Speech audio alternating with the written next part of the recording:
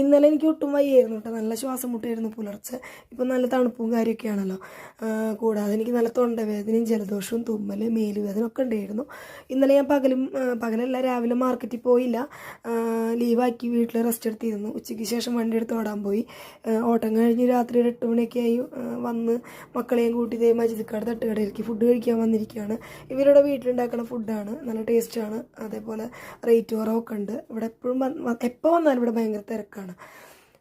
അപ്പോൾ അതങ്ങനെ. പിന്നെ മരുന്ന് ഞാൻ വാങ്ങിയിട്ടുണ്ട്. 2 മാസം മുമ്പ് ഇതേപോലെ ബുദ്ധിമുട്ട് വന്ന് ഡോക്ടർ എഴുതി തന്ന ലിസ്റ്റ് നോക്കിയിട്ട് 2 ദിവസത്തേക്കുള്ള മരുന്ന് വാങ്ങി കഴിക്കാൻ തുടങ്ങിയപ്പോൾ നല്ല ആശ്വാസമുണ്ട് കേട്ടോ. പിന്നെന്താ, ഇന്നിപ്പോൾ ഞാൻ രാവിലെ മാർക്കറ്റിലൊക്കെ പോയിട്ടുണ്ടായിരുന്നു. നാളെ അമ്മയ്ക്ക് വേണ്ട ചടങ്ങുകൾ കാര്യങ്ങളൊക്കെ ചെയ്യുന്ന ദിവസമാണ്. ശരിക്കും പറഞ്ഞു കഴിഞ്ഞാൽ അമ്മ മരിച്ചിട്ട് 1 വർഷം തികയണമെങ്കിൽ ഓഗസ്റ്റ് 30-ാം തീയതി വരണം. നാളെ നോക്കിയിട്ടാണ് ചെയ്യണത്. അപ്പം ഞാൻ കുളിച്ചിട്ടാണ് മാർക്കറ്റിൽ പോയത് കേട്ടോ, ഒരിക്കലും എടുക്കണമല്ലോ.